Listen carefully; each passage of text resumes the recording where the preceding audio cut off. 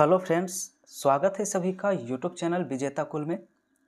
साथियों, आप सभी का सिविल कोड प्यून का एग्ज़ाम समाप्त हो चुका है।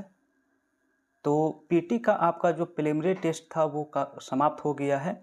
तो बहुत ही जल्द आप सभी का नोटिफिकेशन आने वाला है मेंस पेपर के लिए, यानी मुख्य परीक्षा के लिए।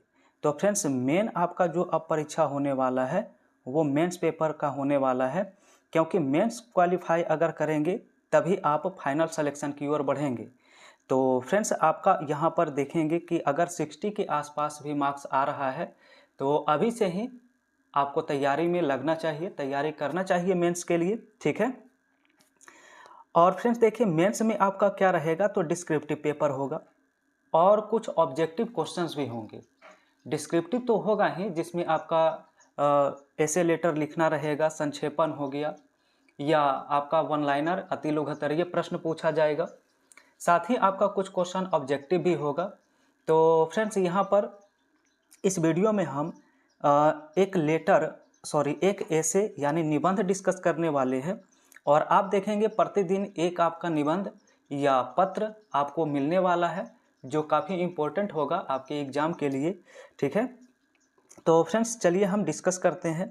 देखिए, यहाँ पर हिंदी का वर्णनात्मक हम सब्जेक्ट डिस्कस कर रहे हैं, और इसमें देखिए आपका जो सवाल आपका है वो आपका क्या दिया है कि निम्न में से किसी एक पर लगभग 150 शब्दों में निबंध लिखिए।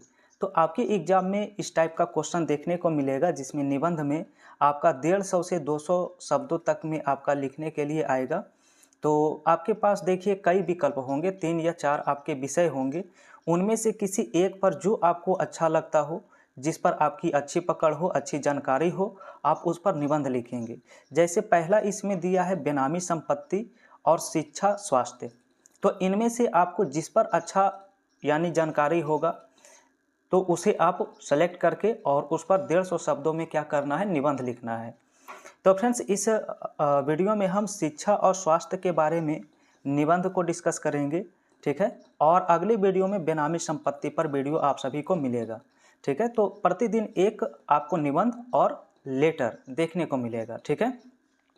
साथ ही साथ फ्रेंड्स, आप सभी को बता दें, चैनल पर नए हैं, पहली बार जुड़े हैं, तो आज से आपका शाम 7 बजे क्लास लाइव ही होने वाला है।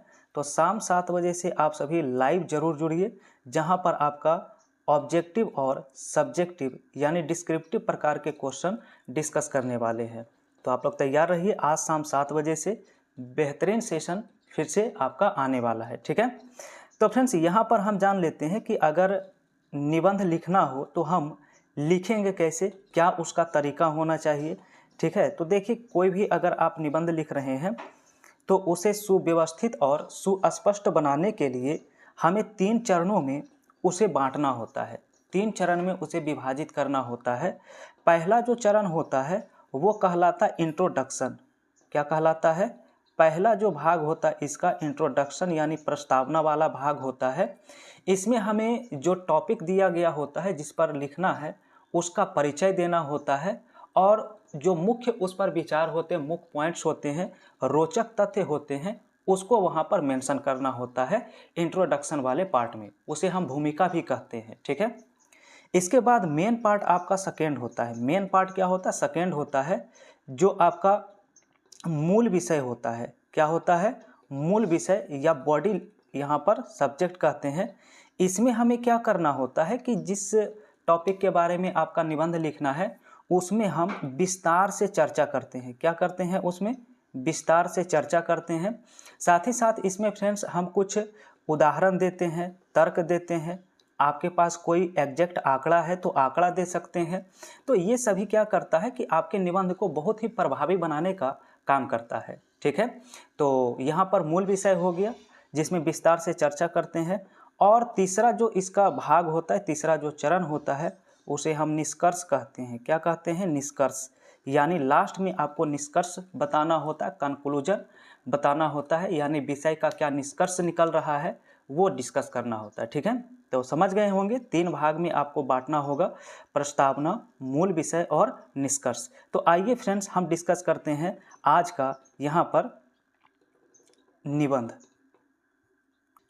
तो फ्रेंड्स, हमारा निबंध है शिक्षा और स्वास्थ्य। चलिए इसके बारे में सबसे पहले जो प्रस्तावना होगा, जो इंट्रोडक्शन होगा, उसे देखते हैं। तो देखिए यहाँ पर दिया गया है कि शिक्षा और स्वास्थ्य किसी भी समाज और देश की प्रगति के आधार है। शिक्षा व्यक्ति को ज्ञान, समझ और नैतिकता प्रदान करती है, जिससे वह समाज का एक जिम्मेदार नागरिक बन सकता है। वहीं अच्छा स्वास्थ्य जीवन को ऊर्जावान और सक्रिय बनाता है। ठीक है, तो ये था आप सभी का प्रस्तावना। अब इसका जो मूल पार्ट आपका आता है, जिसमें विस्तार से चर्चा करना होता है, तो आप थोड़ा सा पैराग्राफ चेंज करके लिखेंगे अपने कॉपी में। तो शिक्षा और स्वास्थ्य एक दूसरे से जुड़े हुए हैं। शिक्षित व्यक्ति स्वास्थ्य के प्रति अधिक जागरूक होता है और स्वच्छता, संतुलित आहार और व्यायाम का महत्व समझता है। वही अच्छा स्वास्थ्य व्यक्ति को पढ़ाई और काम में कुशल बनाता है। तो फ्रेंड्स, मूल पार्ट में आपको जो होता है, अगर आपके पास कुछ अच्छे एग्जाम्पल हैं, कुछ डाटा है, कुछ तर्क है, तो आप उसे दे सकते हैं। देखिए आगे आप डिस्कस कर सकते हैं। भारत में शिक्षा और स्वास्थ्य के क्षेत्र में सुधार के लिए कई योजनाएं लागू की गई है। यानी शिक्षा और स्वास्थ्य के क्षेत्र में कई योजनाएं लागू की गई है, जैसे मिड डे मील योजना जो स्कूलों में चलाई जाती है, और आयुष्मान भारत योजना। हालांकि इन क्षेत्रों में अभी भी जागरूकता और संसाधन की क्या है, कमी है।